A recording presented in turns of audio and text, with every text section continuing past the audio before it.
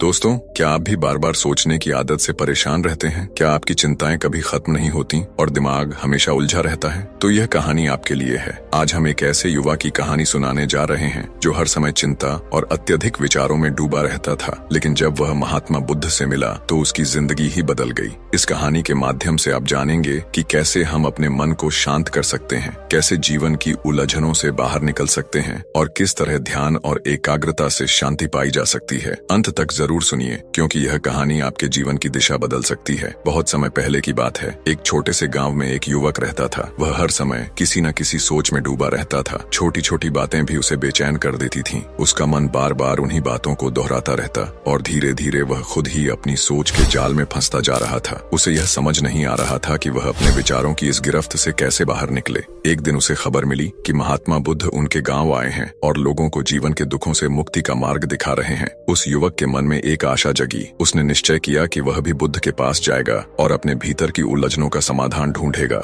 वह बुद्ध के पास पहुंचा और विनम्रता से बोला, गुरुदेव, मेरा मन हर समय उलझा रहता है। मैं किसी भी बात को लेकर इतना सोचता हूँ कि अंत में खुद को और भी उलझा हुआ पाता हूँ। कृपया मुझे मार्ग दिखाएं कि मैं इस मानसिक बेचैनी से कैसे मुक्त हो सकता हूँ। महात्मा बुद्ध ने उसकी बात को शांत भाव से सुना और फिर मुस्कुराते हुए बोले, तुम्हें अपनी समस्या का उत्तर खुद खोजना होगा। इसके लिए मैं तुम्हें एक छोटा सा कार्य दूंगा। बुद्ध ने उसे एक कटोरा दिया जिसमें पानी भरा हुआ था। उन्होंने कहा, इसे अपने हाथों में पकड़ो और मेरे साथ चलो, लेकिन ध्यान रहे, इस कटोरे से एक भी बूंद पानी गिरनी नहीं चाहिए। युवक ने कटोरे को सावधानी से पकड़ा और बुद्ध के पीछे चलने लगा। बुद्ध उसे गांव की गलियों, ऊंचाई वाले रास्तों और जंगल के बीच से ले गए। पूरा समय युवक का ध्यान केवल कटोरे के पानी पर केंद्रित रहा। उसे डर था कि अगर जरा भी चूका तो पानी गिर जाएगा। उस पूरी यात्रा में उसका मन न तो किसी चिंता में गया, न किसी अन्य विचार में।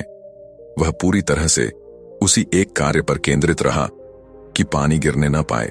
जब वे दोनों आश्रम वापस लौटे तो बुद्ध ने उससे पूछा, बताओ, इस पूरी यात्रा में तुम्हारे मन में कोई चिंता या विचार आया? युवक ने उत्तर दिया, नहीं गुरुदेव, मेरा पूरा ध्यान सिर्फ इस कटोरे पर था। मैं इतना एकाग्र था कि कोई और विचार मेरे मन में आया ही नहीं। तब बुद्ध मुस्कुराए और बोले, बस यही जीवन का मार्ग है। जब तुम अपने जीवन में भी केवल जरूरी बातों पर ध्यान केंद्रित करोगे और बाकी फालतू चिंताओं को छोड़ दोगे, तभी तुम मानसिक शांति पा सकोगे। जैसे इस यात्रा में तुमने सिर्फ पानी पर ध्यान दिया, वैसे ही जीवन में भी एकाग्रता से जीने का अभ्यास करो।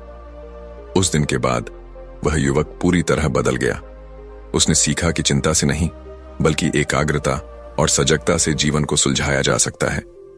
युवक को जैसे ही यह अनुभव हुआ कि उसकी सारी बेचैनी का कारण उसका ही मन है, उसकी आंखों में एक नई जागरूकता चमक उठी। वह बुद्ध के चरणों में नतमस्तक होकर बोला, गुरुदेव, आपने आज मेरी आंखें खोल दी। मैं अपनी समस्याओं को इतना बड़ा मान बैठा था कि उन्हें सोच सोचकर मैंने अपने जीवन की छोटी छोटी खुशियों को भी गंवा दिया। अब मुझे समझ में आ गया है कि अत्यधिक विचार ही मेरे अशांत जीवन का कारण है। बुद्ध ने उसकी ओर करुणा से देखा और शांत स्वर में बोले, यह सत्य है।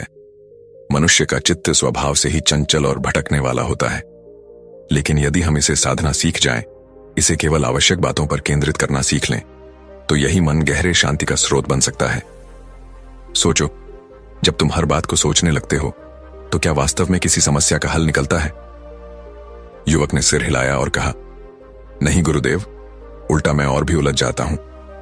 पहले मैं सोचता था कि सोचने से समाधान मिलेगा, लेकिन अब समझ गया हूं कि ज्यादा सोचने से समस्याएं और गहरी हो जाती हैं। अब मैं यह सीख लूंगा कि किस बात पर ध्यान देना है और किसे छोड़ देना है। बुद्ध मुस्कुराए और बोले, मान लो तुम्हारे पास एक बगीचा है। यदि तुम उसमें हर प्रकार के बीज बो दोगे और हर पौधे की देखभाल करने लगोगे तो क्या होगा? तुम्हारा बगीचा अव्यवस्थित हो जाएगा और तुम थक कर चूर हो जाओगे। लेकिन यदि तुम केवल कुछ विशेष पौधों को चुनकर उनकी देखभाल करोगे तो वही बगीचा सुंदर, संतुलित और फलदायी बन जाएगा। इस उदाहरण ने युवक के मन में और स्पष्टता भर दी। उसे यह बात गहराई से समझ में आ गई कि जब तक वह हर विचार के पीछे भागता रहेगा, उसका जीवन एक बिखरे हुए बगीचे जैसा रहेगा। लेकिन यदि वह केवल जरूरी बातों पर ध्यान देगा तो उसका जीवन भी एक सुंदर और शांत बगीचे जैसा बन सकता है। बुद्ध ने फिर कहा, सत्य और ज्ञान की प्राप्ति बाहर नहीं, भीतर की शांति में है। जब तुम अपने भीतर की ओर जाओगे तो देखोगे कि वहीं पर सच्चा उत्तर छिपा है। अपने चित्त को एकाग्र करो और अनावश्यक विचारों से मुक्त करो। जितना भीतर जाओगे उतना ही तुम संतुलन और आनंद का अनुभव करोगे। युवक ने बुद्ध के इन वचनों को अपने हृदय में उतार लिया। उसने अपने जीवन में इस सीख को लागू करना शुरू कर दिया। अब वह हर कार्य को पूरी सजगता और एकाग्रता के साथ करने लगा। उसे जब कोई परेशानी सामने आती वह उसे समझता, लेकिन उसमें उलझता नहीं था। धीरे धीरे उसके जीवन से चिंता और बेचैनी दूर होने लगी। अब वह वर्तमान में जीना सीख गया था। न उसे भविष्य की चिंता सताती और न ही भूतकाल की यादें परेशान करती। वह शांत, स्थिर और संतुलित जीवन जीने लगा। और यूं बुद्ध की एक छोटी सी सीख ने उस युवक का पूरा जीवन रूपांतरित कर दिया। युवक ने जब से बुद्ध की शिक्षा को अपने जीवन में उतारा था, उसमें धीरे धीरे एक गहरी स्थिरता आनी शुरू हो गई थी। अब उसे यह भली भांति समझ में आ गया था कि अत्यधिक विचार करना केवल हमारे मन को उलझाता है और आंतरिक शांति को नष्ट कर देता है। उसने अनुभव किया कि यदि मन को केवल आवश्यक बातों की ओर केंद्रित किया जाए और बाकी सभी अनावश्यक विचारों को छोड़ दिया जाए, तो जीवन कहीं अधिक संतुलित और शांत हो सकता है। उसने अब हर दिन ध्यान करने की आदत बना ली थी। वह नित्य अपने भीतर की ओर झांकता और यह देखने की कोशिश करता कि उसके भीतर कौन कौन से विचार उठ रहे हैं। वह देखता कि इन विचारों में से ज्यादातर उसकी वास्तविक जरूरतों से जुड़े ही नहीं होते। वह समझ चुका था कि विचारों को बढ़ाकर नहीं, बल्कि उन्हें परख कर और सीमित करके ही सच्चा सुकून पाया जा सकता है। जहां पहले वह छोटी छोटी बातों को लेकर दिन रात सोचता रहता था, अब उसने स्वयं को साधना शुरू कर दिया था। अब उसका ध्यान उन बातों पर ही जाता जो सच में मायने रखती थीं। उसका मन अब पहले की तरह भटकता नहीं था, बल्कि स्थिर और स्पष्ट होता जा रहा था। बुद्ध के मार्ग पर चलते हुए उसकी बेचैनी धीरे धीरे समाप्त होती गई। अब उसे मालूम था कि किसी भी समस्या का समाधान तभी संभव है जब हम उसे शांति से देखें, स्वीकार करें और अनावश्यक चिंता में न उलझें। अब वह हर परिस्थिति को जैसे है वैसे ही स्वीकार करता और अपनी ऊर्जा को व्यर्थ की सोच में नहीं लगाता। एक दिन गांव के कुछ लोग उसके पास आए। वे देखकर हैरान थे कि वही युवक जो कभी चिंता में डूबा रहता था, अब इतना शांत और प्रसन्न कैसे हो गया। उन्होंने पूछा, तुम्हारे जीवन में ऐसा क्या परिवर्तन आया है?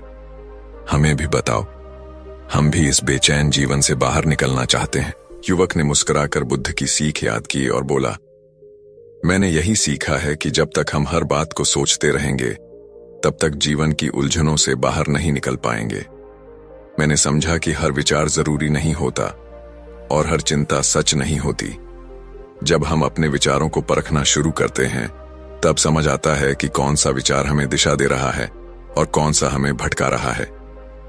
वह आगे बोला, गौतम बुद्ध ने मुझे सिखाया कि अपने मन को एक कटोरे के पानी की तरह स्थिर रखना चाहिए, जहां ध्यान केवल उसी पर हो जो सच में जरूरी है। जब हम ऐसा करते हैं तो हमारे भीतर एक गहरी शांति उत्पन्न होती है। गांव के लोग युवक की बातें ध्यान से सुनते रहे। उन्हें यह सब बहुत सहज और सच्चा लगा। धीरे धीरे उन्होंने भी ध्यान और आत्मनिरीक्षण का अभ्यास शुरू किया। युवक ने उन्हें ध्यान करने की सरल विधियां सिखाईं और उन्हें यह बताया कि कैसे वे अपने विचारों को पहचान सकते हैं और उन्हें नियंत्रित कर सकते हैं। युवक की प्रेरणा से अब पूरा गांव बदलने लगा था। लोग अब हर परिस्थिति में शांत रहने लगे थे। बिना घबराहट या अत्यधिक चिंता के वे समस्याओं का सामना करते थे। अब उन्हें समझ आ गया था कि अधिक सोचने से समाधान नहीं आता, बल्कि शांति से सोचने से रास्ता निकलता है। इस तरह एक युवक की जीवन परिवर्तन यात्रा ने केवल उसे ही नहीं, बल्कि पूरे गांव को भी शांति और स्थिरता की राह दिखा दी। अब युवक पूरी तरह बदल चुका था। पहले जो बातें उसे बेचैन कर देती थीं, अब वही उसे सोचने, समझने और सीखने का अवसर देती थीं। जहां पहले वह चिंताओं में डूब जाता था, वहीं अब वह हर परिस्थिति को ठहरकर धैर्य से देखने लगा था। बुद्ध की शिक्षा ने उसके दृष्टिकोण को पूरी तरह बदल दिया था। उसने अपने जीवन को अब एक साधना की तरह देखना शुरू कर दिया था। हर दिन को एक अवसर की तरह, हर चुनौती को एक अभ्यास की तरह। अब जब भी कोई कठिनाई सामने आती, युवक सबसे पहले गहरी सांस लेता, अपने मन को स्थिर करता और शांत होकर सोचता।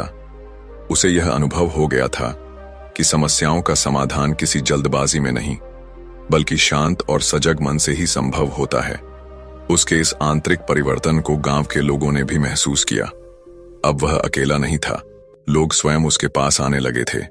कोई अपनी चिंता बताता, कोई जीवन की उलझने, और युवक उन्हें वही सिखाने लगा जो कभी बुद्ध ने उसे सिखाया था कि अत्यधिक सोच से मुक्ति और वर्तमान में जीने का अभ्यास ही जीवन की सच्ची चाबी है। धीरे धीरे उसका यह व्यवहार पूरे गांव पर असर डालने लगा। एक दिन एक वृद्ध व्यक्ति उसके पास आया। आंखों में भावुकता थी। वह बोला, बेटा, तूने हम सबको बहुत कुछ सिखा दिया है। पहले हम छोटी छोटी बातों पर झुंझला जाते थे, आज हम शांति से सोचते हैं। ये सब तेरे कारण हुआ है और महात्मा बुद्ध के कारण। युवक ने सिर झुकाकर नम्रता से कहा, बाबा, यह सब बुद्ध की ही कृपा है। उन्होंने मुझे रास्ता दिखाया और मैं बस उसी राह पर चल रहा हूं। जो कुछ मैंने पाया वही सब मैं आप सबसे बांट रहा हूं। उसी दिन युवक के भीतर एक नई भावना ने जन्म लिया, जिम्मेदारी की। उसे समझ आ गया कि यह शिक्षा सिर्फ उसके लिए नहीं थी, यह तो एक ज्योति थी जिसे आगे बढ़ाना था। उसने निश्चय किया कि वह जहां तक संभव हो लोगों तक यह ज्ञान पहुंचाएगा, ताकि वे भी उसी तरह शांति और संतुलन पा सकें। अब वह केवल एक साधक नहीं था, वह एक मार्गदर्शक बन चुका था। वह गांव के बच्चों को ध्यान करना सिखाता, युवाओं को धैर्य का महत्व समझाता और बुजुर्गों के साथ बैठकर उन्हें सुनता। उसके शब्दों में अब अनुभव बोलता था और उसकी चुप्पी में भी गहराई होती थी। दोस्तों, इस वीडियो में आगे बढ़ने से पहले एक छोटी सी बात, कृपया कमेंट में जरूर बताएं कि आप इस वीडियो को कहां से देख रहे हैं। हम आपके शहर को जानकर दिल से धन्यवाद देना चाहेंगे। और हां, ध्यान रखें कि इस वीडियो को सिर्फ देखना नहीं, बल्कि ध्यान से सुनना भी उतना ही महत्वपूर्ण है, क्योंकि समझ सिर्फ देखने से नहीं, सुनने और महसूस करने से आती है। तो अब अपना पूरा ध्यान इस कहानी पर केंद्रित करें। आइए बढ़ते हैं समय के साथ। पूरा गांव बदलने लगा। जहां पहले आपाधापी और असंतुलन था, वहां अब सामंजस्य और समझ थी। लोग अब एक दूसरे की बातें सुनते, सहयोग करते और जीवन को सरलता से जीने की कला सीख चुके थे। गांव में अब एक शांति फैल चुकी थी, एक ऐसी शांति जो बाहर से नहीं, भीतर से आई थी। गांव के हर कोने में अब जीवन मुस्कुराने लगा था।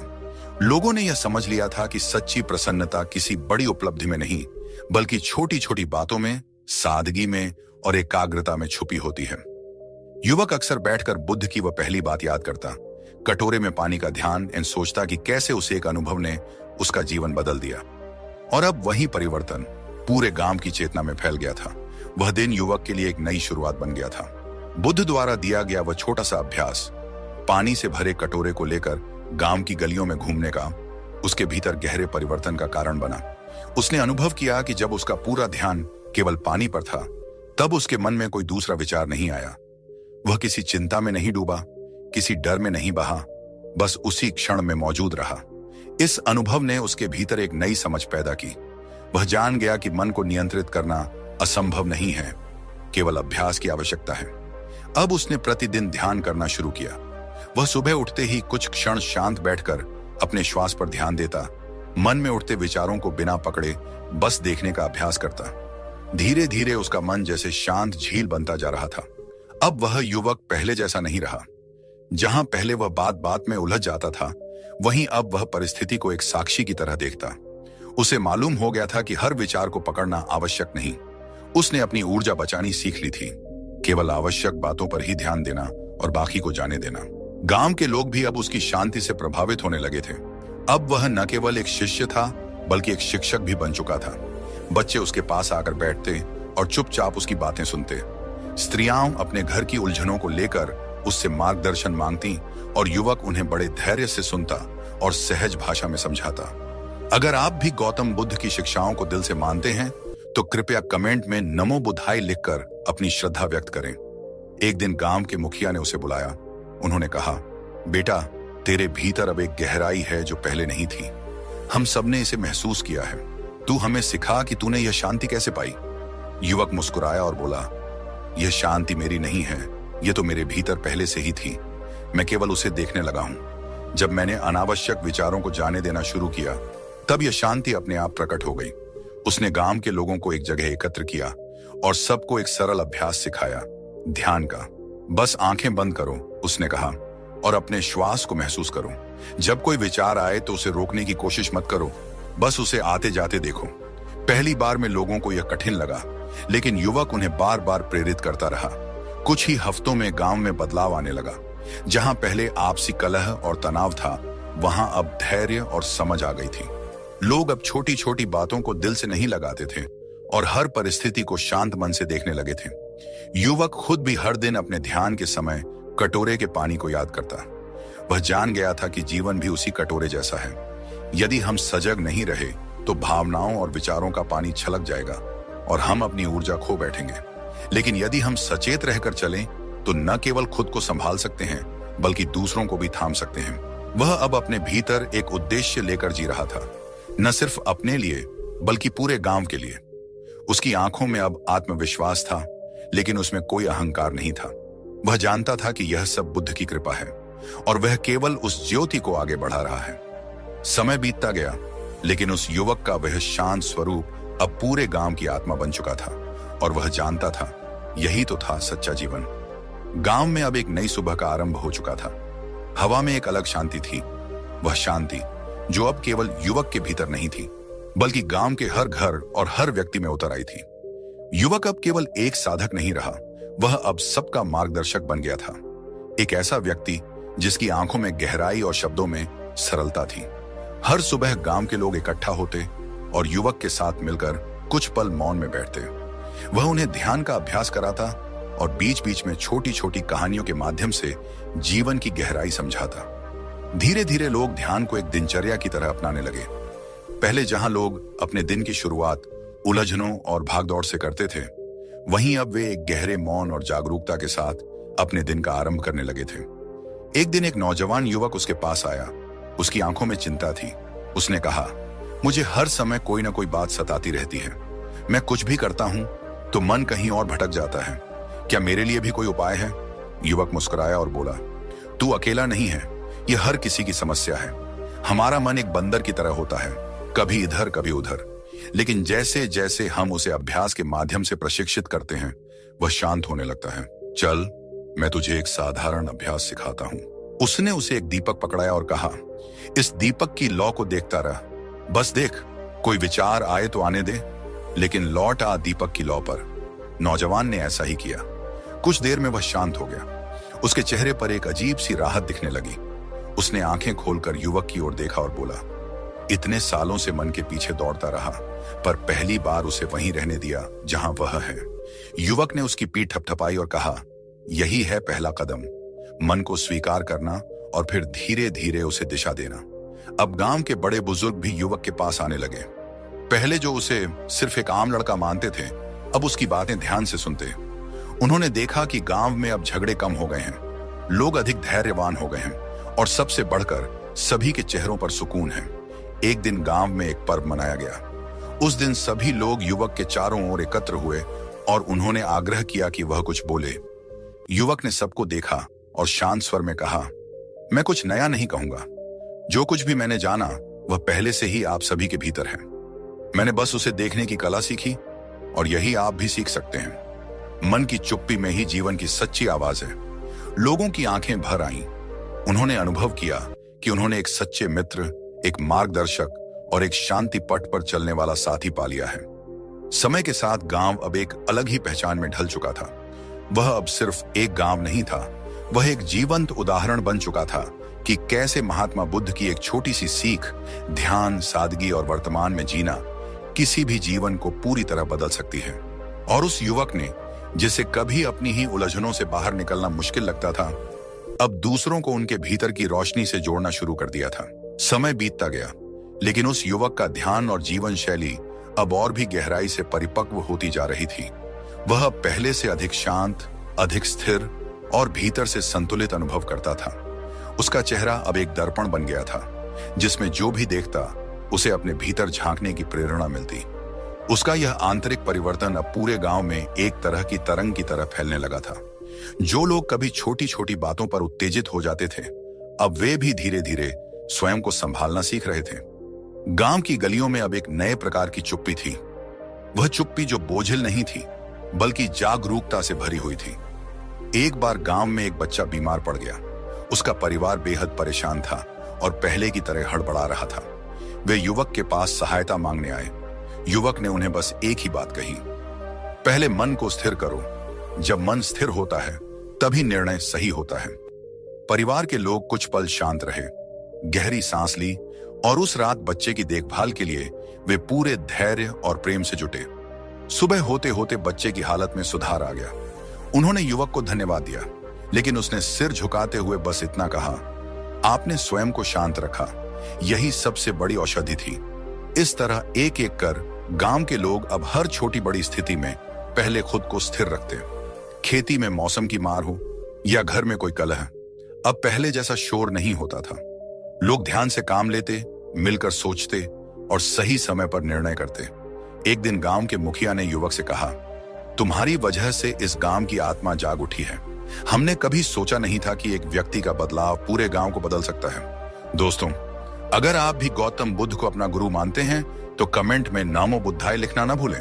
युवक ने मुस्कुराकर कहा, मैंने तो केवल बुद्ध की शिक्षा को अपने जीवन में उतारने का प्रयास किया। असली शक्ति उस शिक्षा में है, मैं तो बस एक माध्यम हूं। मुखिया ने उसकी पीठ थपथपाई और कहा, यदि हर गांव में ऐसा एक साधक हो तो यह दुनिया ही बदल जाए। उस दिन गांव के चबूतरे पर युवक ने एक बार फिर सभी को एकत्र किया और उन्होंने ध्यान साधना की। सूरज ढल रहा था, पर वातावरण में एक प्रकार की स्वर्णिम आभा थी। सभी ने कुछ समय आंखें बंद की और भीतर की शांति को महसूस किया। जब ध्यान पूरा हुआ तो किसी ने कुछ नहीं कहा, क्योंकि शब्दों की आवश्यकता ही नहीं रही थी। वह मौन ही अब सबका मार्गदर्शन कर रहा था। इस तरह बुद्ध की एक छोटी सी शिक्षा, कटोरे में भरे पानी जैसी एकाग्रता, अब गांव के हर जीवन का हिस्सा बन चुकी थी। गांव में अब धीरे धीरे एक नई चेतना जाग रही थी। लोग केवल बाहरी सुधार ही नहीं कर रहे थे, बल्कि अपने भीतर भी झांकने लगे थे।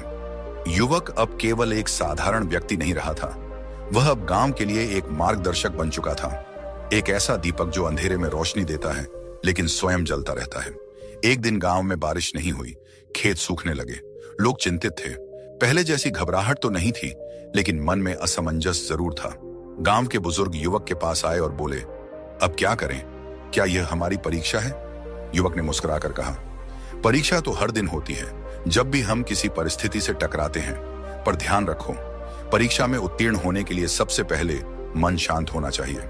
उस रात युवक ने गांव के चबूतरे पर सबको इकट्ठा किया और कहा, आओ आज हम बादलों की तरह न थमे हुए चलें, शांति से, स्थिरता से। सभी ने मौन ध्यान किया। किसी ने आंधी को नहीं रोका, किसी ने बादल को नहीं बुलाया। सभी बस उस क्षण में टिके रहे। कुछ दिनों में गांव में वर्षा हो गई, खेतों में हरियाली लौट आई। लेकिन इस बार खुशी केवल फसल की नहीं थी। लोगों के चेहरों पर एक नई चमक थी, जैसे उन्होंने भीतर कुछ पा लिया हो। अब गांव के बच्चे भी ध्यान सीख रहे थे। वे खेल के बीच कुछ पल चुप बैठ जाते, आंखें मूंदे सांसों को गिनते। उनकी आंखों में मासूमियत के साथ अब शांति भी थी। युवक उन्हें कहानियों के माध्यम से ध्यान की गहराई सिखाता और वे बिना कहे सीख जाते। एक दिन युवक अकेले तालाब के किनारे बैठा था। सूरज डूब रहा था। उसने जल में अपनी परछाई देखी और मुस्कुराया। वह जान चुका था कि परिवर्तन बाहर नहीं होता, परिवर्तन भीतर से उपजता है। वर्षों बीत गए। गांव अब एक ऐसी जगह बन गया था जहां लोग न केवल एक दूसरे की मदद करते, बल्कि एक दूसरे की आत्मा को भी समझते। अब वहां केवल शब्दों का नहीं, मौन का भी सम्मान होता था। युवक अब थोड़ा वृद्ध हो चला था। उसके बालों में सफेदी झलकने लगी थी, पर उसकी आंखों में वही गहराई और शांति बनी रही। लोग उसे अब ध्यान गुरु कहने लगे थे, लेकिन वह कभी भी अपने लिए कोई विशेष पहचान नहीं चाहता था। वह अक्सर कहता, मैं तो सिर्फ एक छात्र हूं, बुद्ध के मार्ग पर चलने वाला। एक दिन एक युवा बालक जो हमेशा चंचल रहता था, युवक के पास आया और पूछा, गुरुजी, क्या मैं भी कभी इतना शांत हो पाऊंगा? युवक ने मुस्कुराकर कहा, शांति तुम्हारे भीतर ही है, बस उसे सुनना सीखो। जब तुम अपने भीतर के शोर से बाहर आ जाओगे तो तुम्हारी आत्मा खुद बोलने लगेगी। बालक ने आंखें बंद की और कुछ क्षण बाद आंखें खोली। उसके चेहरे पर एक नई गंभीरता थी। शायद उस क्षण में उसने खुद को पहली बार सुना था। वर्षों के बाद भी लोग उस युवक को याद करते रहे। वह अब गांव में न था, लेकिन उसकी कहानियां, उसका मार्गदर्शन और उसका मौन सब गांव की मिट्टी में रच बस गया था। अब जब भी कोई नवयुवक जीवन की उलझनों में फंसता, तो गांव के बुजुर्ग उसे तालाब किनारे ले जाकर वही कहानी सुनाते, कटोरे में पानी और एकाग्र मन की। बुद्ध की वह एक सीख अब केवल एक विचार नहीं रही, वह गांव की संस्कृति बन चुकी थी। एक ऐसी संस्कृति जो मौन में सुनाई देती थी, ध्यान में दिखती थी और हर श्वास में बहती थी। क्या आपने कभी ऐसा महसूस किया है जैसे पूरी दुनिया के बीच खड़े होकर भी आप अकेले हैं? जैसे आपके अंदर एक शून्य है जिसे कोई भर नहीं सकता। इस कहानी में हम जानेंगे कि अकेलापन और दर्द कोई कमजोरी नहीं, बल्कि आत्म जागरण का पहला चरण होता है। हम आपको ले चलेंगे एक ऐसे यात्रा पर जहां हर दुख एक दरवाजा है आत्मज्ञान की ओर। गौतम बुद्ध की शिक्षाओं के माध्यम से हम समझेंगे कि जीवन के सबसे गहरे घाव ही हमारे सबसे बड़े गुरु बन सकते हैं। तो अगर आप भी जीवन के उलझे सवालों के जवाब तलाश रहे हैं तो इस कहानी को ध्यान से सुनिए, क्योंकि यही हो सकती है आपकी भीतर की शांति की शुरुआत। बहुत समय पहले की बात है, हिमालय की एक सुनसान घाटी में, जहां बर्फीली हवाएं भी एक अनकही गर्माहट लेकर बहती थीं, वहां एक छोटा सा शांत आश्रम बसा हुआ था। आश्रम में कई साधु संत और साधक रहते थे जो ध्यान और आत्मचिंतन में लीन रहते थे, परंतु उन्हीं में एक थे अनिरुद्ध। अनिरुद्ध बाकी साधकों से भिन्न थे। बचपन से ही उन्होंने दुनिया को किसी अलग ही दृष्टिकोण से देखा था। जब भी वे भीड़ में होते, उन्हें लगता कि हर कोई अपनी दुनिया में डूबा हुआ है, कोई सच में किसी से जुड़ा नहीं है। उनके भीतर एक गहरी बेचैनी थी जिसे वे खुद भी समझ नहीं पाते थे। अक्सर उनके मन में सवाल उठते, क्या यह दुनिया सच में वैसी ही है जैसी दिखाई देती है? क्या असली सुख बाहरी चीजों में है या कहीं भीतर छिपा हुआ है? उनका बचपन एक गहरे सन्नाटे और अकेलेपन में बीता। उनके माता पिता ने उन्हें दुनिया की रंगीनियों से परिचित कराया, परंतु उनकी आत्मा में एक खालीपन था जिसे वे शब्दों में ढाल नहीं सकते थे। स्कूल में भी अनिरुद्ध अक्सर अकेला महसूस करते। जब बाकी बच्चे खेल में मग्न होते, अनिरुद्ध किसी पेड़ के नीचे बैठकर सोचों की गहराइयों में खो जाते। उनके विचार, उनकी संवेदनाएं, सब कुछ आम लोगों से बहुत अलग था। उनके मन के भीतर लगातार ऐसे सवाल उठते जिन्हें समझाने वाला कोई नहीं था। वे चाहते थे कोई उन्हें सुने, पर उनके आसपास कोई ऐसा नहीं था जो उनके भावनात्मक दर्द को समझ सके। समय बीतता गया और अनिरुद्ध किशोरावस्था में प्रवेश कर गए, लेकिन भीतर का संघर्ष और भी तीव्र होता चला गया। एक दिन उनके गांव में एक योगी पधारे। उनका नाम था वैराग्य सिंह। उन्होंने गांव वालों को कथा सुनाते हुए कहा, असली शांति बाहर के मेल मिलाप में नहीं, बल्कि उस मौन में है जो भीतर से आता है। अनिरुद्ध की आंखों में उस दिन पहली बार चमक थी। उनके भीतर जो दर्द था उसे पहली बार कोई अर्थ मिलता हुआ प्रतीत हुआ। जब वैराग्य सिंह ने उनसे बात की तो अनिरुद्ध ने अपने हृदय में छुपे गहरे दर्द को साझा किया। योगी ने मुस्कुराते हुए कहा, जब तक तुम खुद से बात नहीं करते तब तक यह दर्द तुम्हारे भीतर ही दबा रहेगा, पर एक बार जब तुम उस दर्द को सुनना शुरू कर दोगे, वही तुम्हारा सबसे बड़ा मार्गदर्शक बन जाएगा। योगी वैराग्य सिंह की बातों ने अनिरुद्ध के भीतर जैसे कोई दीपक जला दिया था। उस एक क्षण में वर्षों से बंद पड़े उनके अंतर्मन में एक आशा की नन्ही किरण उतर आई। उन्होंने उसी पल ठान लिया कि अब वे अपने जीवन को समझने की दिशा में आगे बढ़ेंगे। अगले कई वर्षों तक अनिरुद्ध ने वैराग्य सिंह की सीखों को अपने जीवन का केंद्र बना लिया। वे गहराई से ध्यान में लीन रहने लगे, स्वयं से प्रश्न पूछने लगे, मेरे भीतर यह दर्द क्यों है? यह अकेलापन क्यों बार बार मुझे घेर लेता है? धीरे धीरे उन्हें यह समझ आने लगा कि हर पीड़ा अपने साथ कोई न कोई संदेश लेकर आती है। अब वे बाहरी दुनिया से अधिक अपने भीतर की आवाजों को सुनने लगे। न कोई शोर, न कोई हस्तक्षेप, बस मौन, और वही मौन उनके सच्चे साथी बन गए। उन्होंने जाना कि अकेलापन एक कमी नहीं, बल्कि वह अवसर है जहां हम स्वयं को पहचान सकते हैं। गांव में उनके इस परिवर्तन की खबर फैलने लगी। कुछ लोग उन्हें संदेह की नजरों से देखते, तो कुछ उनकी बातों में अनोखी गहराई महसूस करते। लेकिन अनिरुद्ध अब इन सबके पार जा चुके थे। वे अब अपने अनुभवों की एक नई कथा बुनने लगे थे, ऐसी कथा जो लोगों के दिलों में उतरने लगी थी। उन्होंने जाना कि दर्द केवल टूटने का नहीं, बल्कि खुद को फिर से गढ़ने का नाम है। अकेलापन कोई सजा नहीं, बल्कि वह अध्याय है जहां आत्मा खुद से मुलाकात करती है।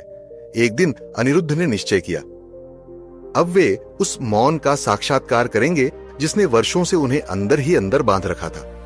वे एक ऊंचे और घने वृक्ष के नीचे जाकर बैठ गए।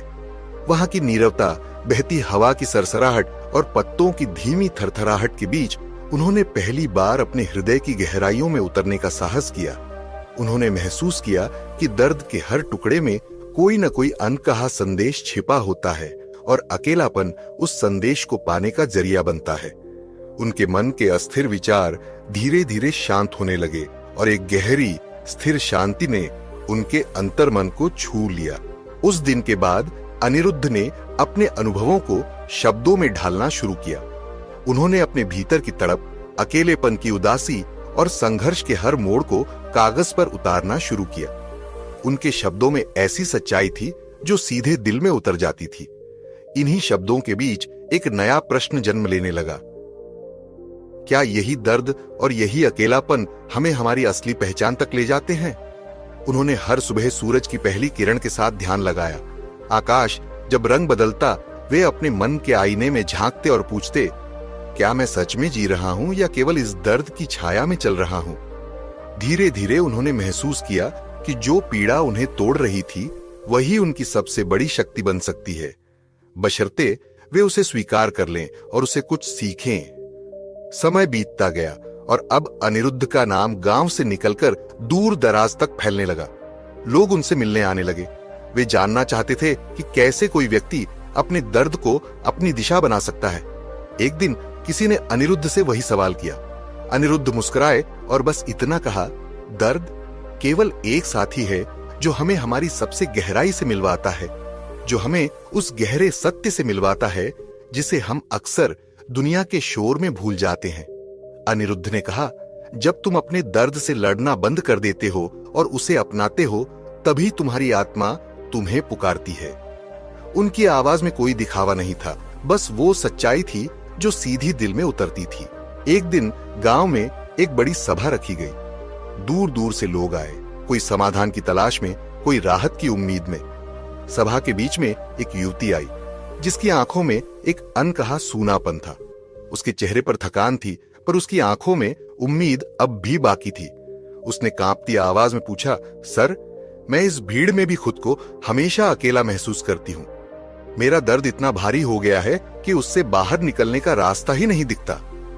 अनिरुद्ध कुछ क्षण शांत रहे। उन्होंने उस युवती की आंखों में देखा मानो उसके भीतर उतर गए हों। फिर गहरी सांस लेकर बोले, यह दर्द तुम्हारी कमजोरी नहीं है, यह तुम्हारी पहचान है। जब तुम इस दर्द को समझने का साहस जुटाओगी, तभी तुम जानोगी कि यह तुम्हें तोड़ने नहीं बल्कि तुम्हें भीतर से गढ़ने आया है। सभा में सन्नाटा छा गया। हर किसी के भीतर कुछ हिलने लगा था। ऐसा लगा जैसे किसी ने उनके अपने ही दर्द को शब्द दे दिए हो। अनिरुद्ध ने आगे कहा, मैंने भी अकेलेपन को महसूस किया है, उसे स्वीकार किया है। जब हम दूसरों के शोर में अपने आप को खो देते हैं, तभी अकेलापन जन्म लेता है। लेकिन जब हम शांत होकर भीतर झांकते हैं, तो वही अकेलापन हमें हमारी असली पहचान दिखाता है। उनकी बातें इतनी सरल फिर भी इतनी गूढ़ थीं कि हर दिल पर गहरी छाप छोड़ गई। अनिरुद्ध की साधना अब एक जीवन शैली बन चुकी थी। हर सुबह वे सूरज की पहली किरण के साथ एकांत में बैठ जाते, अपने भीतर की आवाज को सुनते। धीरे धीरे वे जीवन के उन प्रश्नों का सामना करते जिनसे अधिकतर लोग भागते हैं। उन्होंने सीखा था, दर्द और अकेलापन कोई शत्रु नहीं बल्कि महान शिक्षक हैं। उन्होंने अपने अनुभवों से यह संदेश फैलाया कि चाहे हम कितने भी लोगों के बीच हों, असली रिश्ता तो खुद से ही होता है। यही अकेलापन हमारी आत्मा से संपर्क कराता है और वहीं से हमें अपने भीतर की अशांति को शांति में बदलने की शक्ति मिलती है। वर्ष बीतते गए, लेकिन अनिरुद्ध की साधना रुकी नहीं। उनके अनुभव अब शब्दों का आकार लेने लगे, एक पुस्तक की तरह जिसमें उन्होंने जीवन के उन पहलुओं को लिखा जिनसे लोग अक्सर भागते हैं। उन्होंने लिखा, दर्द को अपनाओ, अकेलेपन को गले लगाओ। यही वो रास्ते हैं जो तुम्हें उस सत्य तक ले जाते हैं जिसे तुम भीतर ही भीतर खोजते रहे हो। उनकी लेखनी में दर्द एक ऐसे मित्र की तरह था जो हर चोट के साथ भीतर से मजबूत बनाता है। समय के साथ अनिरुद्ध के पास आने वाले लोग बदलने लगे। वे अब केवल समाधान नहीं बल्कि सच्चा संवाद चाहते थे। एक दिन एक व्यापारी आया, जीवन में सफलता के शिखर पर। पर भीतर से बेहद खोया हुआ। उसने कहा, सर, मैं अकेलेपन से डरता हूं क्योंकि उसमें मुझे अपनी असफलता दिखती है।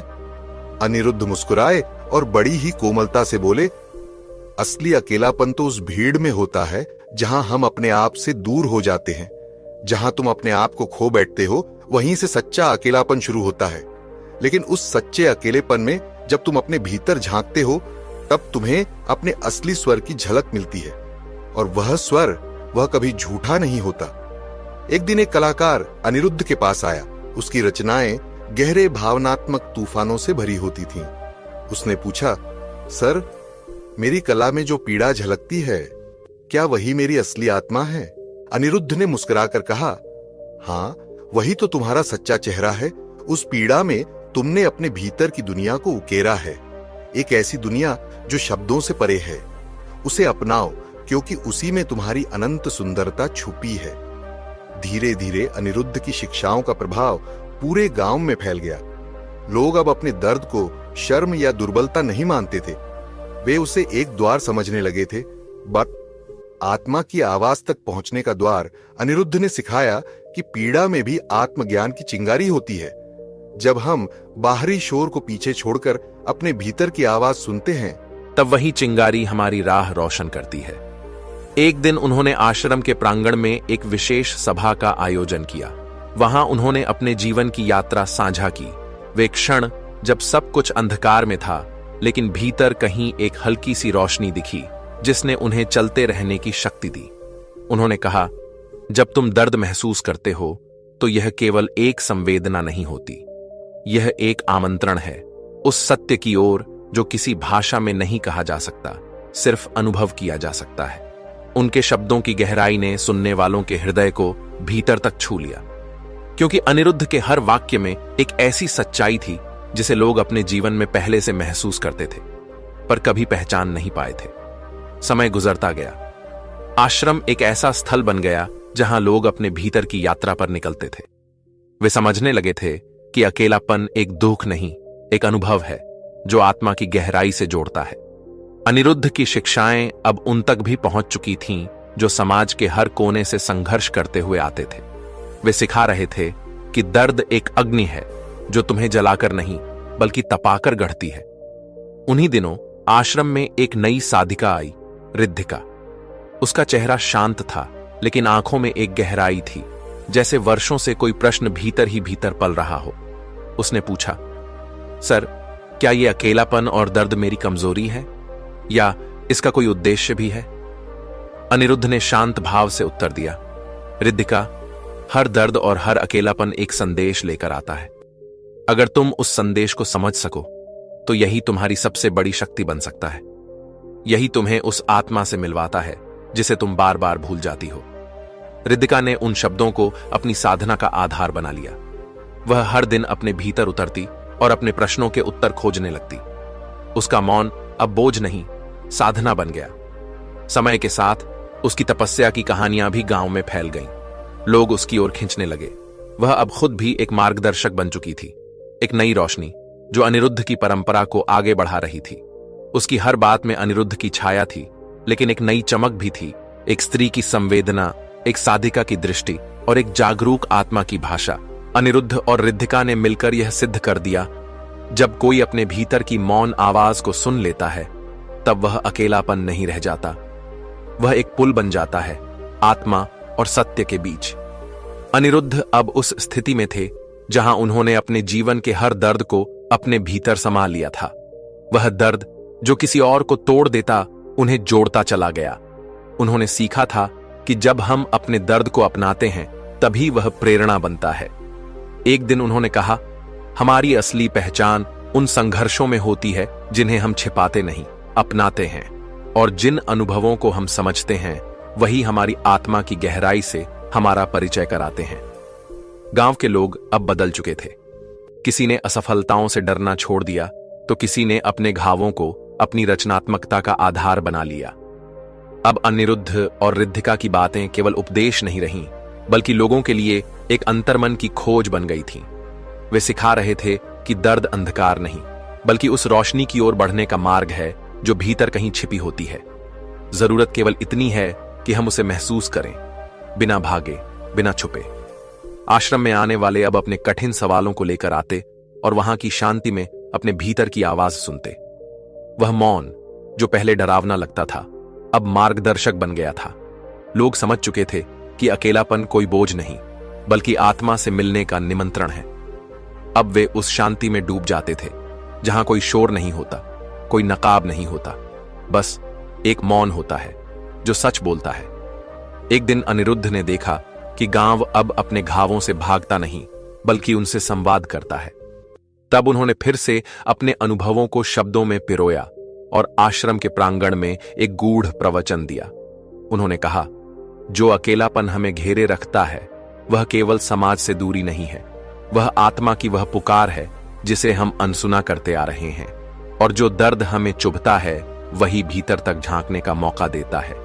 हर दर्द एक दर्पण है जिसमें तुम्हारा असली चेहरा झलकता है। उनकी आवाज में कोई भारीपन नहीं था, बस एक सरलता थी जो हर दिल में उतरती चली गई। उन्होंने साझा किया कि कैसे उन्होंने अपने एकांत को साधना में बदला, अपने घावों को गहराई में उतारा और उस मौन से मिलकर अपने ही अस्तित्व को समझा। जो दर्द तुम्हें भीतर से तोड़ता है, उन्होंने कहा, वही अंततः तुम्हें जोड़ता भी है, तुम्हारे असली स्वरूप से। इसके बाद अनिरुद्ध और रिद्धिका ने मिलकर एक पाठशाला की स्थापना की। पर यह कोई साधारण पाठशाला नहीं थी।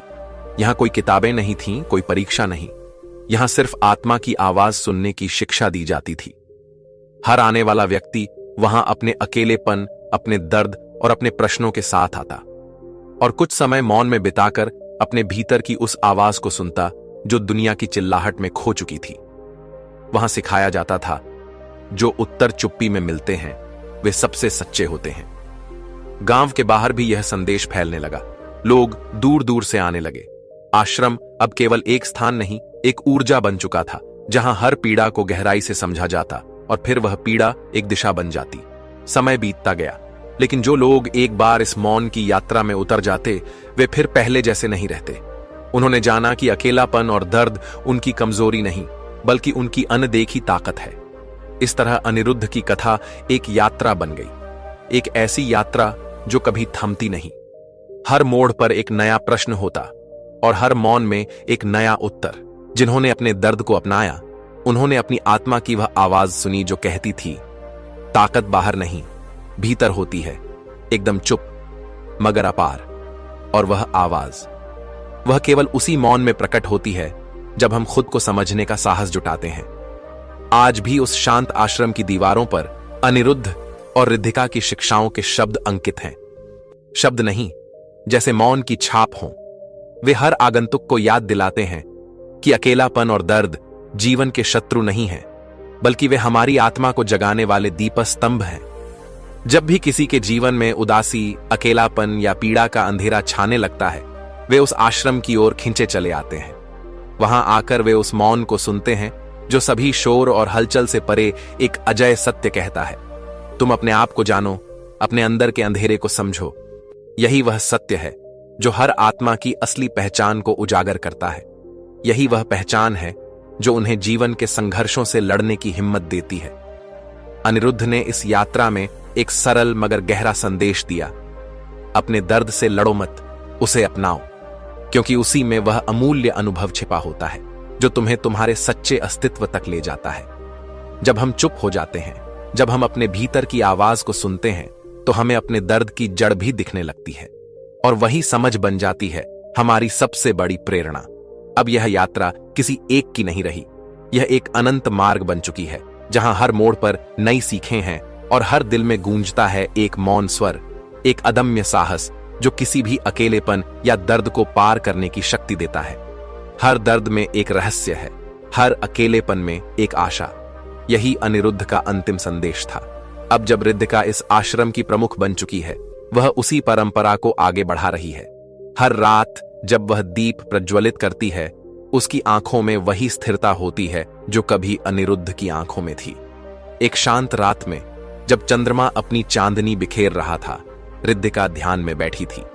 तभी एक युवा आगंतुक ने धीरे से पूछा, क्या आप भी रातों को सो नहीं पाती? रिद्धिका मुस्कुराई, रातें मेरे लिए सोने के लिए नहीं, जागने के लिए होती हैं, कभी खुद को समझने के लिए, कभी अपने सपनों को गढ़ने के लिए। उसने कहा, हर वो व्यक्ति जो रातों को जागता है, चाहे सवालों से, चाहे ख्वाबों से या खुद से लड़ते हुए, वह जीवन के उस गहरे द्वार पर खड़ा होता है जहां से बुद्धत्व की यात्रा शुरू होती है। गौतम बुद्ध ने भी सब कुछ त्यागा, लेकिन वह त्याग हार नहीं था, वह एक उत्तर की खोज थी। तुम्हारे अंदर भी वही प्रश्न जल रहा है ना? युवक चौंका। उसने धीमे से सिर हिलाया। रिद्धिका ने मौन से उसकी आंखों में देखा और कहा, तो अब समय है अपने अंदर के उस सवाल को सुनने का। उस रात उस युवक ने पहली बार अपने भीतर की बेचैनी को समझने की कोशिश की। वह बेचैनी जो अब तक उसे डराती थी, अब उसका रास्ता बन चुकी थी। और वहीं से शुरू हुई एक और यात्रा, एक और आत्मा की, एक और तलाश की।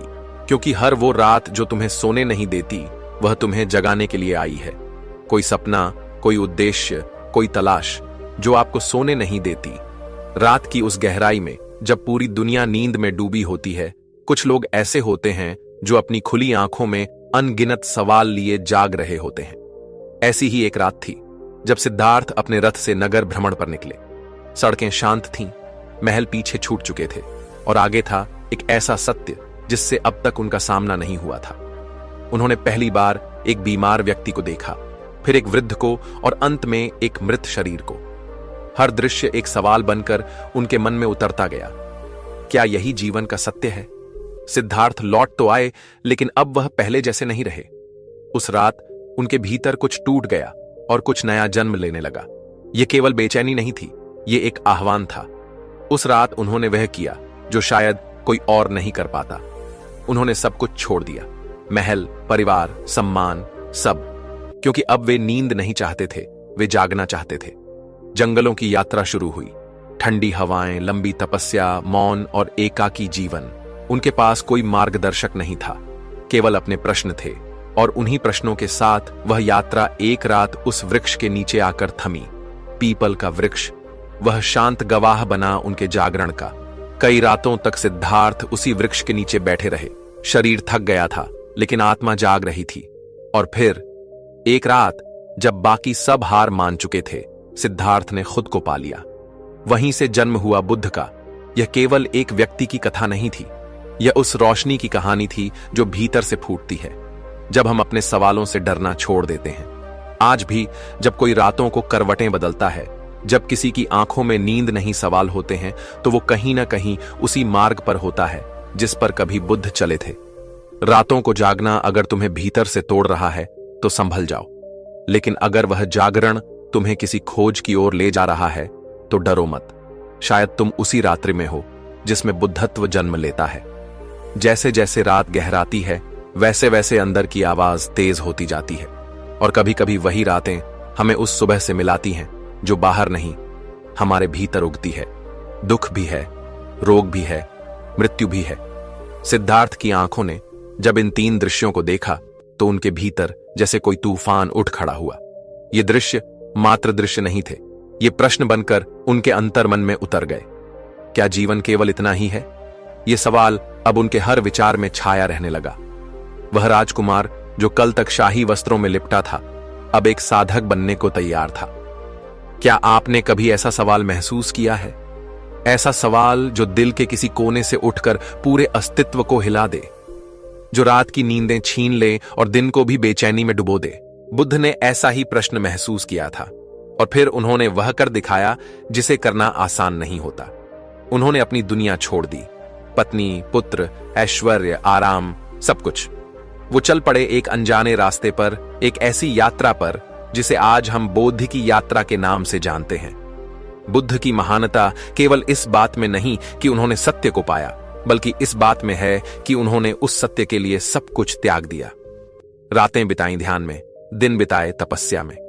शरीर टूटता रहा, मन थकता रहा, लेकिन भीतर की आग बुझी नहीं।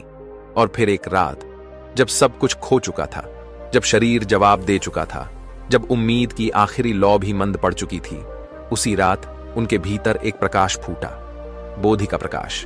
वह केवल एक जागरण नहीं था, वह था बुद्ध का जन्म। यह कहानी हमें क्या सिखाती है? सबसे पहली बात, रातें केवल विश्राम के लिए नहीं होती।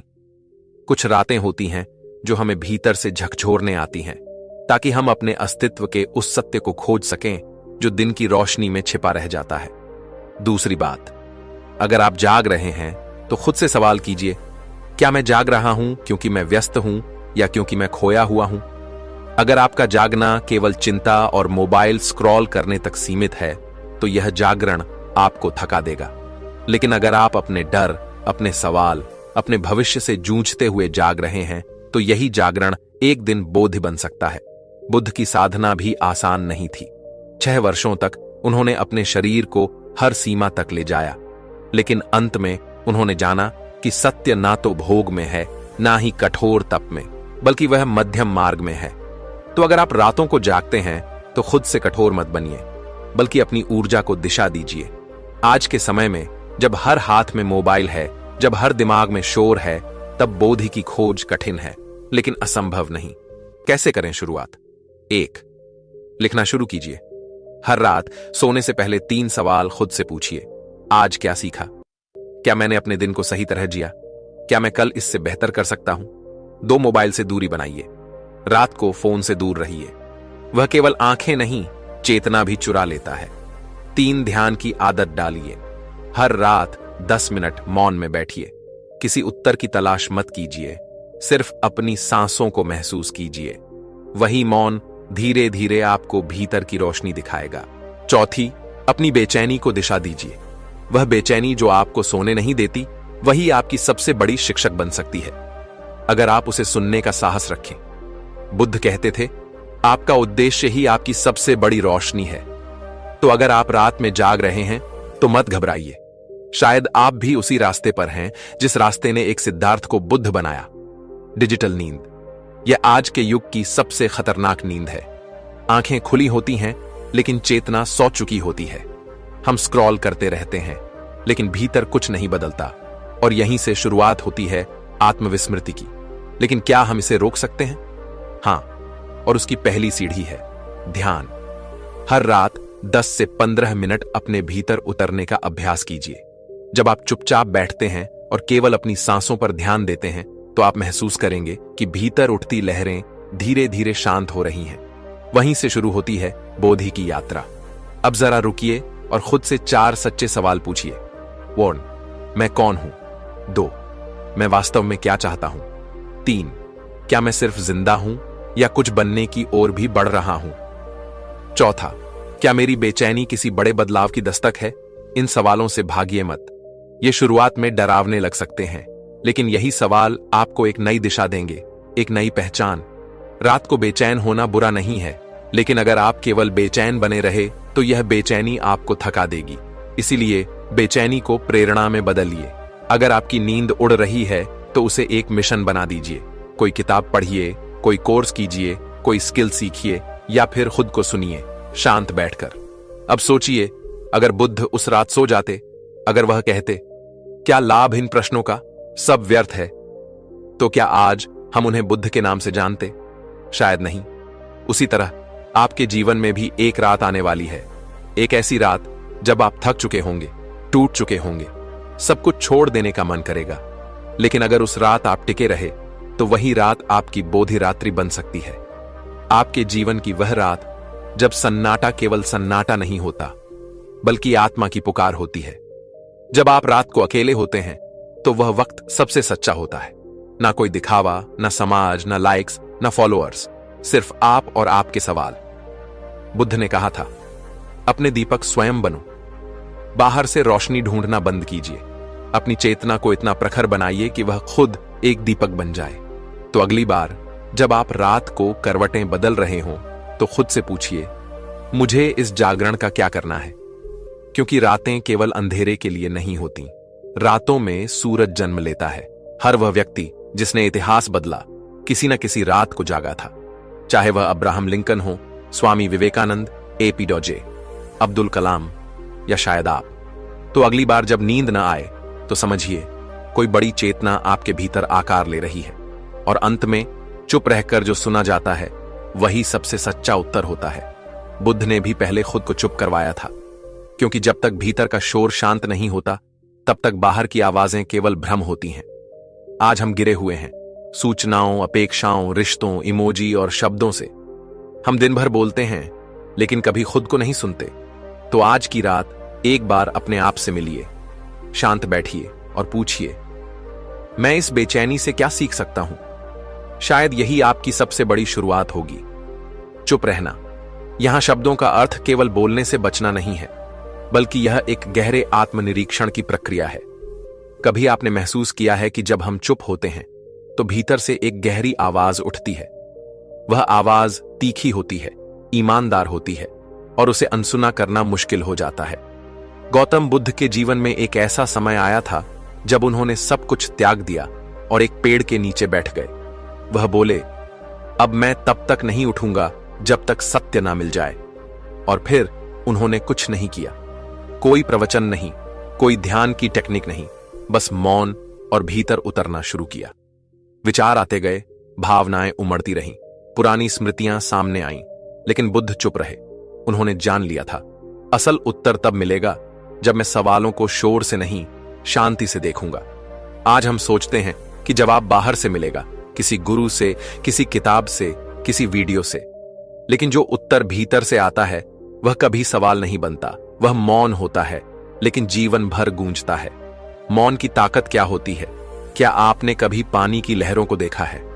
जब हवा बंद हो जाती है तो धीरे धीरे पानी शांत हो जाता है और उस समय उसमें सब कुछ साफ दिखाई देने लगता है। नीचे का तल, मछलियां, पत्थर। जीवन भी ऐसा ही होता है, हमारे मन के साथ भी। जब आप चुप होते हैं तो विचार रूपी लहरें शांत हो जाती हैं और जो चीजें पहले धुंधली थीं वह स्पष्ट होने लगती हैं। आज की दुनिया में मौन क्यों जरूरी है? क्योंकि आज हम विचारों के समुद्र में नहीं, सुनावटी बाढ़ में बह रहे हैं। हर पल कोई आपको कुछ बता रहा है, यह पहनो, यह खाओ, ऐसे दिखो, ऐसे बनो, यह करो, वह मत करो। लेकिन इन सब के बीच आपकी अपनी आवाज कहां है? मौन आपको वापस वहां ले जाता है जहां आप थे जब आप कुछ नहीं थे। मौन वो आईना है जिसमें आप अपने असली चेहरे को देख सकते हैं, बिना फिल्टर, बिना मुखौटा। क्या मौन कमजोरी है? नहीं। दुनिया को ज्यादा शब्दों की नहीं, ज्यादा समझ की जरूरत है और समझ मौन से आती है। जब कोई आपको कुछ बुरा कह दे और आप चुप रहें तो वह चुप्पी आपकी ताकत बनती है, क्योंकि आपने अपनी प्रतिक्रिया पर नियंत्रण पा लिया और वही आत्मनियंत्रण आत्मज्ञान की पहली सीढ़ी है। बुद्ध के मौन का अर्थ क्या था? जब उनसे कोई गहरे सवाल पूछता था, ईश्वर है या नहीं, मुक्ति का मार्ग क्या है, आत्मा है या भ्रम, तो कई बार वे मौन हो जाते थे। लोग सोचते थे कि शायद वे उत्तर नहीं देना चाहते, लेकिन सच यह था कि वे चाहते थे कि व्यक्ति खुद उस मौन में उतरकर उत्तर खोजे। बुद्ध का मौन एक सीख था। मैं तुम्हें राह दिखा सकता हूं, लेकिन चलना तुम्हें ही होगा और रास्ता तुम्हारे भीतर है। आज हम क्यों डरते हैं चुप रहने से? क्योंकि चुप होते ही मन का दरवाजा खुलता है और वहां जमा सारी अधूरे रिश्ते, टूटी बातें, असफलताएं, डर, पश्चाताप सब बाहर आने लगते हैं। हम भागते हैं उनसे, लेकिन समझना यह है, आप जितना भागेंगे यह बातें उतना तेज पीछा करेंगी। मौन वह शरण है जहां आप इन सब भावनाओं को आमंत्रित कर सकते हैं, उन्हें देख सकते हैं और फिर धीरे धीरे वे अपनी ताकत खो देती हैं। आधुनिक जीवन में मौन का अभ्यास कैसे करें? हर दिन 10 मिनट अकेले बैठिए, बिना मोबाइल, बिना किताब, बिना संगीत। बस बैठिए और जो भीतर हो रहा है उसे देखिए। यह ध्यान की शुरुआत है। हर दिन एक बार बोलने से पहले सोचिए, क्या जो मैं बोलने जा रहा हूं वह जरूरी है? क्या वह किसी का भला करेगा? क्या वह मुझे भीतर से सशक्त कर रहा है? प्रकृति के साथ मौन में समय बिताइए, पेड़ के नीचे बैठिए, आसमान को देखिए, पानी की ध्वनि सुनिए। यह सब मौन की भाषा बोलते हैं। नो रिएक्ट का अभ्यास कीजिए। जब कोई आपको उत्तेजित करे, चुप रहिए। प्रतिक्रिया न देना सबसे बड़ा आत्मबल है। क्या मौन सब कुछ सुलझा देता है? शायद नहीं, लेकिन मौन आपको वह शक्ति देता है जिससे आप खुद चीजें सुलझाना शुरू कर सकते हैं। एक समय की बात है, उस दूर हिमालय के एक सुनसान घाटी में, जहां ठंडी हवा के झोंकों में भी एक अनकही गर्माहट थी, एक छोटा सा आश्रम बसा हुआ था। वहां रहते थे कई साधु संत और ध्यान में लीन व्यक्ति, लेकिन उनमें से एक था जो सबके बीच विशेष था। उसका नाम था अनिरुद्ध। अनिरुद्ध बचपन से ही दूसरों से अलग महसूस करते थे। जब भी वह भीड़ में होते, उन्हें ऐसा लगता कि सब अपनी अपनी दुनिया में खोए हुए हैं। परंतु उनके अंदर एक गहरी बेचैनी थी जिसे वह समझ नहीं पाते थे। उनके मन में अक्सर सवाल उठते, क्या यह दुनिया वाकई में वही है जिसकी हमें कल्पना करनी चाहिए? क्या असली सुख और शांति बाहरी चीजों में है या भीतर छिपी हुई है? अनिरुद्ध का बचपन अकेलापन और दर्द के बीच बीता। उनके माता पिता ने उन्हें संसार की रंगीनियों से परिचित कराया, लेकिन उनकी आत्मा में एक सन्नाटा था जिसे शब्दों में बयान करना मुश्किल था। स्कूल के दिन भी उन्हें अक्सर अकेला महसूस होता, क्योंकि उनके विचार और संवेदनाएं आम लोगों से बहुत भिन्न थीं। जब बाकी बच्चे खेल कूद में खो जाते, अनिरुद्ध किसी गहरे उदासी के साथ पेड़ के नीचे बैठकर सोचते रहते। उन सोचों में अक्सर दर्द और अकेलेपन की एक अनकही व्यथा समाई रहती थी। बच्चों के मासूम सवालों के जवाबों में भी उन्होंने कभी अपने दिल की गहराइयों में उठते प्रश्नों को नहीं समझा। इसके कारण उन्हें लगता कि दुनिया में कोई ऐसा व्यक्ति नहीं है जो उनके दर्द को समझ सके। समय बीतता गया और अनिरुद्ध की हालत और गहरी होती चली गई। अब वे किशोरावस्था में प्रवेश कर चुके थे, लेकिन अंदर से उनका संघर्ष अब भी जारी था। एक दिन गांव में एक प्रचलित कथा सुनाते हुए एक योगी आए जिनका नाम था वैराग्य सिंह। उन्होंने गांव के लोगों को बताया कि असली शांति और सुख बाहर के मेल मिलाप में नहीं, बल्कि भीतर की आवाज में छुपा है। वैराग्य सिंह की बातों ने अनिरुद्ध को हिला दिया। उन शब्दों में कुछ ऐसा था जो उनके भीतर की गहरी खाली जगह को भर रहा था। वह समझ गए कि उनका असली उत्तर कहीं और नहीं, बल्कि उनके भीतर ही था। वे आश्रम से बाहर निकल पड़े, नदी के किनारे तक गए और वहां एक पेड़ के नीचे बैठकर कुछ नहीं किया। शुरुआत में उनका मन भटका, विचार आए, बेचैनी हुई, लेकिन फिर धीरे धीरे सब शांत होने लगा और उस शांति में उन्हें यह समझ में आया कि वे खुद ही अपनी अशांति का कारण थे। वहां बैठकर उन्होंने यह महसूस किया कि उत्तर शब्दों में नहीं, बल्कि मौन में था। वे जब बुद्ध के पास लौटे तो उन्होंने कुछ नहीं कहा। बुद्ध मुस्कुराए और बोले, अब तुम समझ गए हो। बुद्ध की ये बातें उस साधक को भी समझ में आईं। उन्होंने महसूस किया कि हम सभी के भीतर एक बुद्ध है। वह चीखता नहीं है, वह बताता नहीं है, वह सिर्फ तब सामने आता है जब हम चुप हो जाते हैं। आज की तेज दुनिया में अगर आप हर दिन 10 मिनट भी मौन में बैठ सकते हैं, तो आप एक ऐसी ताकत को जगाना शुरू करेंगे जो शब्दों से परे है। चुप रहकर जो सुना वही असली उत्तर था। अक्सर हम सोचते हैं कि दर्द और अकेलापन केवल कमजोरी है, लेकिन यही हमें हमारे जीवन के गहरे अर्थ से रूबरू कराते हैं। जो लोग अकेलेपन और दर्द को महसूस करते हैं, उनके अनुभव में एक अनूठी समझ और संवेदना होती है जो हमें वास्तविकता का सामना करना सिखाती है। इस कहानी के माध्यम से हम बुद्ध की शिक्षाओं से समझ सकते हैं कि कैसे दर्द में भी आशा की किरण छुपी होती है और अकेलेपन में भी आत्मज्ञान की रोशनी मिलती है। अनिरुद्ध ने उस दिन पहली बार महसूस किया कि शायद उनके अंदर जो दर्द था उसका कोई अर्थ है। वैराग्य सिंह ने जब अनिरुद्ध से बात की तो उसने अपने दिल की गहराइयों में छुपे दर्द को साझा किया। योगी ने कहा, जब तक हम अपने आप से बात नहीं करते, तब तक यह दर्द और अकेलापन हमारे अंदर ही दबा रहता है। उस पल अनिरुद्ध के मन में एक आशा की किरण जगी। अगले कई वर्षों तक अनिरुद्ध ने वैराग्य सिंह की बातों पर ध्यान केंद्रित किया। वे दिन रात ध्यान में लीन हो गए और स्वयं से सवाल पूछने लगे, मेरा दर्द क्यों है?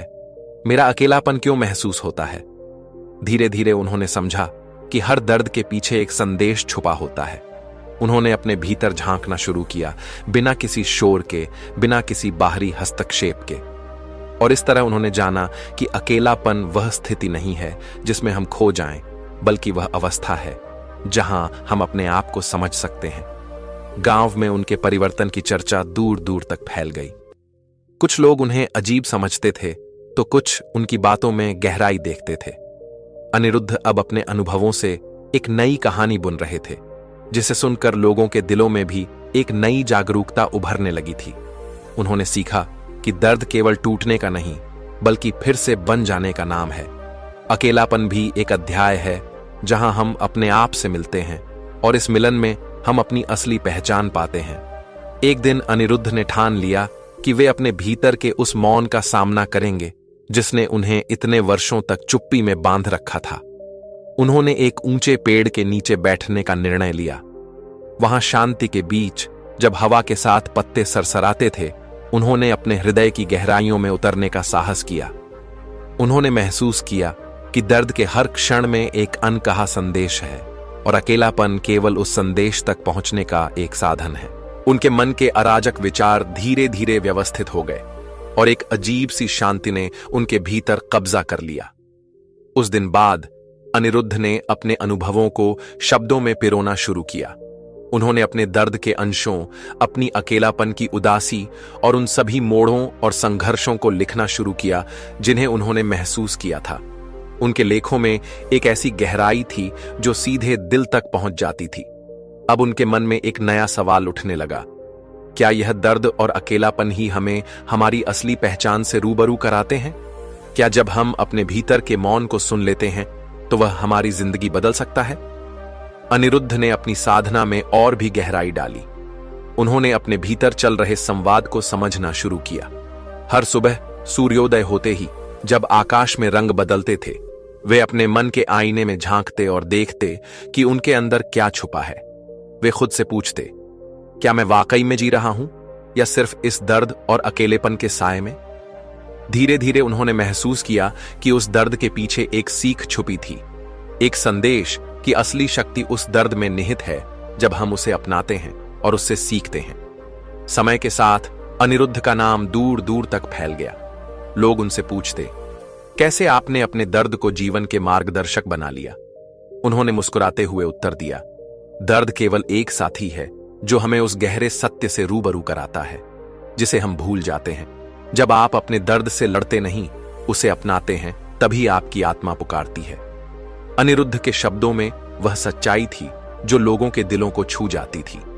एक दिन गांव में एक बड़ी सभा हुई जहां लोगों ने अनिरुद्ध से अपने प्रश्न पूछे। उनमें से एक युवती आई जिसकी आंखों में गहरा अकेलापन था। उसने पूछा, सर, मैं हमेशा अपने आप को इस भीड़ में अकेला महसूस करती हूं। मेरा दर्द भी इतना भारी है कि उससे बाहर निकलने का कोई रास्ता नहीं दिखता। अनिरुद्ध ने गहरी सांस ली और बोले, यह तुम्हारा दर्द नहीं, तुम्हारी पहचान है।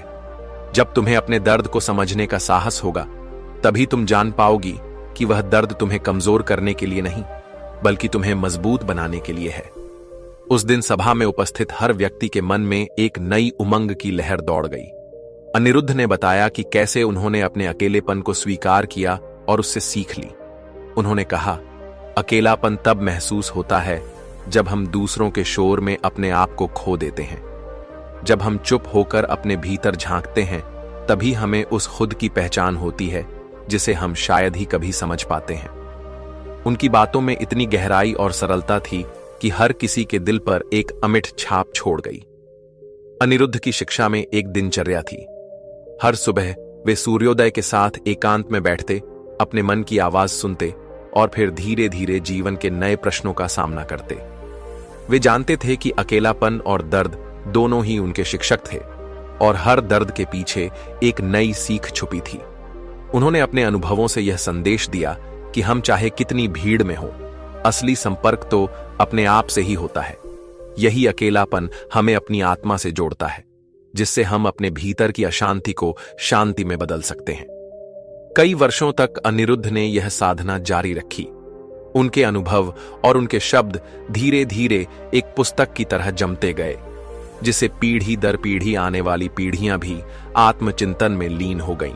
उन्होंने लिखा, दर्द को अपनाओ, अकेलेपन को गले लगाओ, क्योंकि यह वह राहें हैं जो हमें उस सत्य तक ले जाती हैं जिसे हम भूल चुके हैं। उनके लेखों में दर्द को एक साथी की तरह देखा गया था, जो हर चोट के साथ हमें भीतर से मजबूत बनाता है। समय के साथ अनिरुद्ध के पास आने वाले लोग उनके अनुभवों से प्रेरित होकर अपने जीवन के कठिन प्रश्नों का सामना करने लगे। एक व्यापारी, जिसकी जिंदगी में पैसे और सफलता की दौड़ थी, उनसे पूछा, सर, मुझे लगता है कि मैं अकेलेपन से डरता हूं, क्योंकि इसमें मैं अपनी असफलता देखता हूं। अनिरुद्ध ने उत्तर दिया, असली अकेलापन तो उस भीड़ से होता है जहां आप अपने आप को खो देते हो। सच्चे अकेलेपन में आप अपने असली स्वर से मिलते हो और वह स्वर कभी गलत नहीं होता। एक कलाकार, जिसकी रचनाएं हमेशा ही गहरे भावनात्मक दर्द को दर्शाती थीं, उनके पास आया और बोला, सर, मेरी कला में जो दर्द झलकता है, क्या वही मेरा असली आत्मा है? अनिरुद्ध ने मुस्कुराते हुए कहा, हां, वही तुम्हारा सच्चा चेहरा है। उस दर्द में तुमने अपने अंदर की दुनिया को चित्रित किया है, जो शब्दों से परे है। उसे अपनाओ, क्योंकि उसी में तुम्हारी अनंत सुंदरता छुपी हुई है। उनकी शिक्षा का असर धीरे धीरे पूरे गांव में फैल गया। लोग अब अपने दर्द को शर्म से नहीं, बल्कि उसे एक अवसर के रूप में अपनाने लगे थे, जिससे उनके भीतर छुपी आत्मा की आवाज प्रकट हो सके। अनिरुद्ध ने बताया कि दर्द में भी आत्मज्ञान की किरण होती है, जिसे हम महसूस करते हैं जब हम अपने भीतर की आवाज को सुनते हैं, बिना किसी बाहरी शोर में खोए हुए। एक दिन अनिरुद्ध ने अपने आश्रम के प्रांगण में एक विशेष सभा का आयोजन किया, जहां उन्होंने सभी को प्रेरित करने के लिए अपनी यात्रा और अनुभवों का विस्तार से वर्णन किया। उन्होंने बताया कि कैसे उन्होंने अपने जीवन के सबसे अंधेरे क्षणों में भी एक रोशनी देखी, और उस रोशनी ने उन्हें आगे बढ़ने का साहस दिया। उन्होंने कहा, जब भी तुम दर्द महसूस करते हो, याद रखो कि यह सिर्फ एक क्षणिक अनुभूति नहीं है, बल्कि यह तुम्हें उस सच्चाई से रूबरू कराने का अवसर है जो शब्दों में समाहित नहीं हो सकती। उनकी बातों का असर सुनने वालों पर गहरा पड़ा, क्योंकि उनके शब्दों में एक अद्भुत सरलता थी जो सीधे दिल को छू जाती थी। समय बीतता गया और अनिरुद्ध की शिक्षाएं हजारों लोगों के जीवन में रंग भरने लगीं। उनके आश्रम में आने वाले लोगों ने यह महसूस किया कि अकेलापन केवल एक अनुभूति नहीं, बल्कि एक अनुभव है जो हमें हमारी आत्मा की गहराई से जोड़ता है। वे समझ गए कि दर्द एक ऐसी अग्नि है जो हमें तपाकर हमारे भीतर की असली शक्ति को उजागर करती है। उनकी शिक्षाएं अब एक प्रेरणा बन चुकी थीं, जो हर उस व्यक्ति के लिए थी जो अपने जीवन में अकेलेपन और दर्द से जूझ रहा था। अनिरुद्ध की कथा का एक और महत्वपूर्ण मोड़ तब आया जब उनके आश्रम में एक युवा साधिका रिद्धिका प्रकट हुई। रिद्धिका को बचपन से ही अपने अंदर की गहराइयों में महसूस होता था कि वह दुनिया में कहीं अलग है। चेहरे पर एक हल्का सा उदासी का बादल था और उसकी आंखों में गहरे सवालों के निशान थे।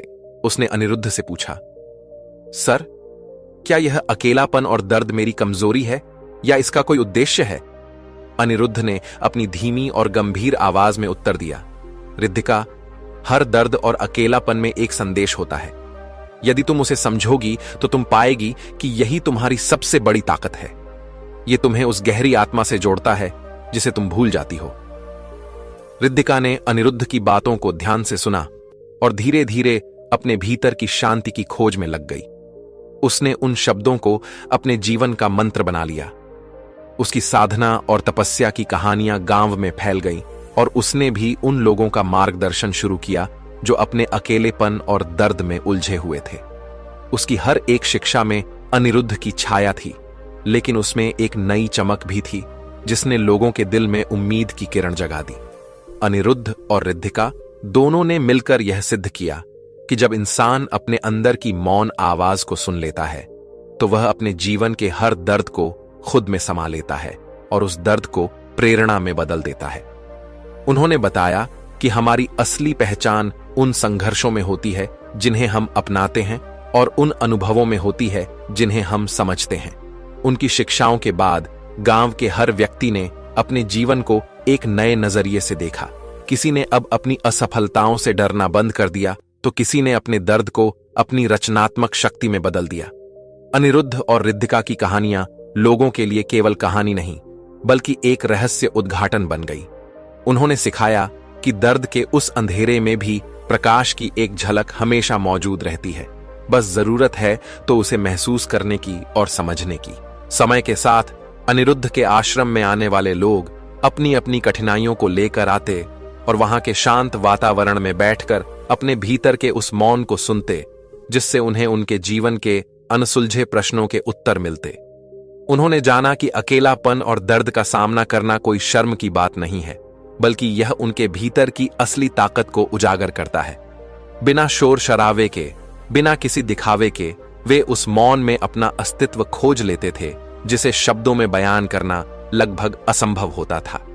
एक बार जब अनिरुद्ध ने देखा कि गांव के लोग अब अपने दर्द से निपटना सीख गए हैं, तो उन्होंने महसूस किया कि उनकी यात्रा और शिक्षा ने उस समुदाय को एक नई दिशा दी है।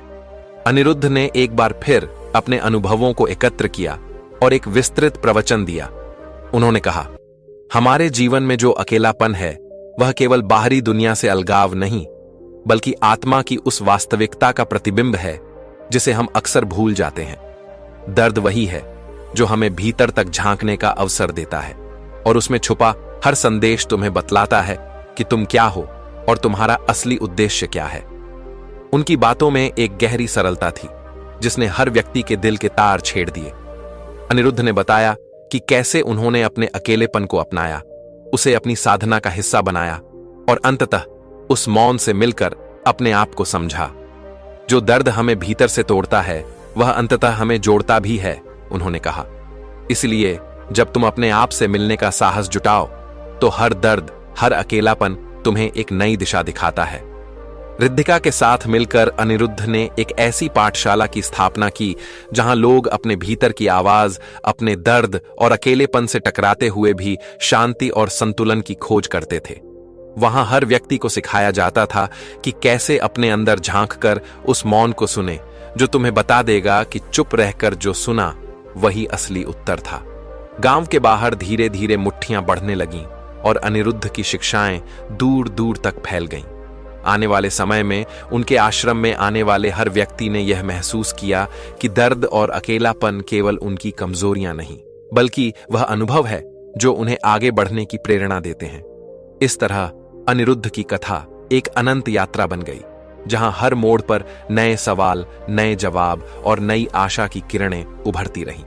जिन्होंने अपने दर्द को स्वीकार किया, उन्होंने अपने भीतर की उस अनोखी आवाज को सुना और अंततः उन्होंने जीवन के सबसे महत्वपूर्ण सत्य को समझ लिया।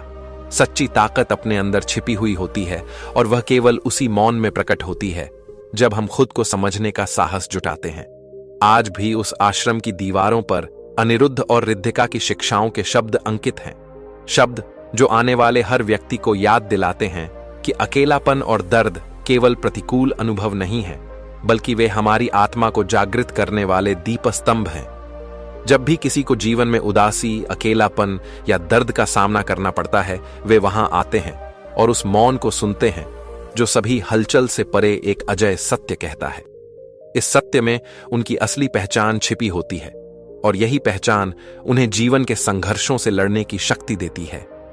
इस यात्रा में अनिरुद्ध ने हमें यह सिखाया कि हम अपने दर्द से लड़ने के बजाय उसे गले लगाएं, क्योंकि उसमें वह अनमोल अनुभव छुपा है जो हमें हमारे सच्चे अस्तित्व से मिलवाता है।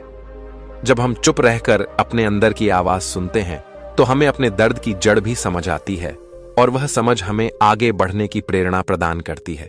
अगर आपको यह कहानी पसंद आई हो तो कृपया लाइक, कमेंट और सब्सक्राइब करें। आपकी प्रतिक्रिया हमें और भी प्रेरित करती है।